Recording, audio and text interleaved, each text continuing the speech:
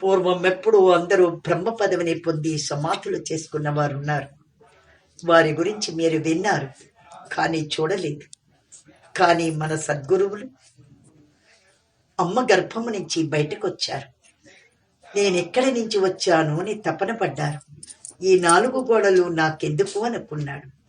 అన్నదమ్ముడితో కలిపి ఆస్తి నాకేలా అనుకున్నాడు. 4 రూకలు చాలు అన్నాడు.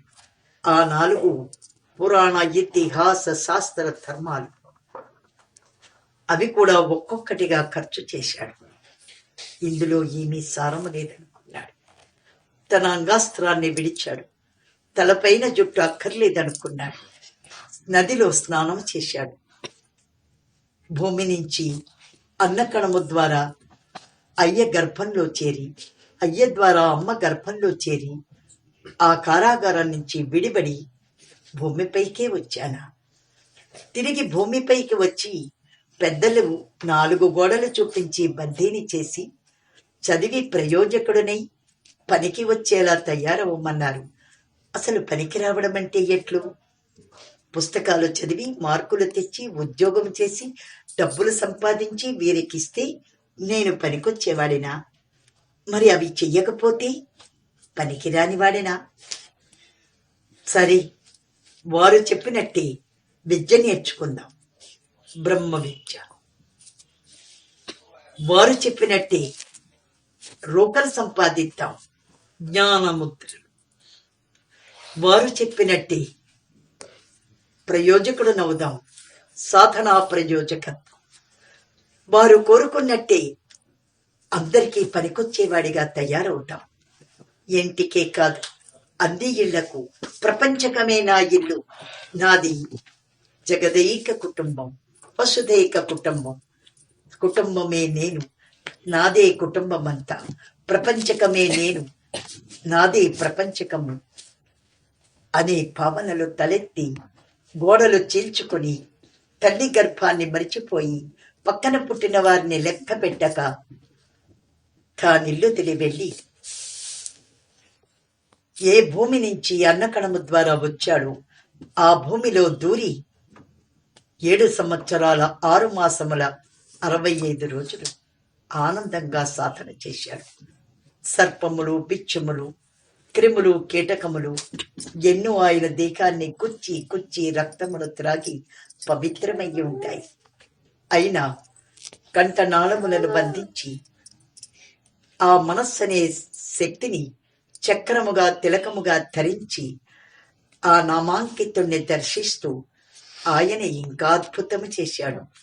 వెన్నెముకలో ఉండే వీణ యొక్క 3 నరముల్ని చైతన్య మండలము ద్వారా తీసుకొచ్చి అడ్డముగా తిప్పాడు. కంఠనాళముల్ని నిలువుగా తిప్పాడు. ఇప్పుడు చెప్పండి, మనస్సు బిందువుగా రెండిటికి ఒకే స్థలములో ఉంది.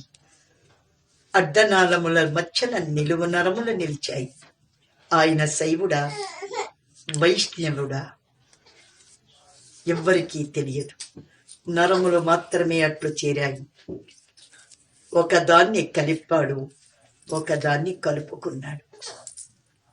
ఆ రకంగా ఆయన ఆధ్యాత్మికంగా గణిత శాస్త్రవేత్త అయ్యాడు. ప్రతి నరాన్ని పెంచుతూ, తుంచుతూ, కలుపుతూ, గుణిస్తూ, భాగిస్తూ చిట్ట చివరకు శూన్యంలో కలిసిపోయాడు. అందుకే కీటకముల యొక్క విషయం ఆయన్నేమీ చెయ్యలేదు. అలా భూగర్భములో భూమాత బడిలో పలుకరించుతూ ఆ తల్లి చెప్పిన బోధనలు వింటూ తనలో తాను ఆ మాతృదేవత వల్ల విద్యావంతుడయ్యాడు. ఏ పుస్తకములో చదవలేదు. 1 రూపాయి ఖర్చు పెట్టి కళాశాలల్లో పేరు తెచ్చుకోలేదు. కానీ మళ్ళీ భూమిపైకే వచ్చాడు. తన కంటి చూపుతూ తను నేర్చుకున్న మహాశక్తివంతమైన కాంతి విద్యను విశ్వానికి అందించాడు. భాషా పరిజ్ఞానంతో సంబంధం లేక, జాతి మతాలను వర్జించి, కులమేతాలతో పరిభ్రమణ లేక అంతర్లీనమైన మహావిష్ణువుగా, జగదేకమూర్తి అయిన మహాదేవుడుగా మారిపోయి చిరునవ్వు తప్ప క్రోధ మెరగడు. ఉచ్ఛ్వాస నిశ్వాసాలు అతని అధీనమయ్యాయి. మనస్సు అతని భృకటి మీద నిలిచిపోయింది. అందుకే మాయామోకములు లేవు. అతను ప్రయత్నపూర్వకంగా సాధన చేశాడు. అట్టి మహాపురుషుడు మనకు గురువయ్యాడు. ఇది ఈనాటి ప్రపంచకంలో మన మధ్యన ఈ మధ్యనే జరిగి మనతో తిరిగిన ఒక మహాపురుషుని కథ. ఇది రామాయణ భారతము కాదు.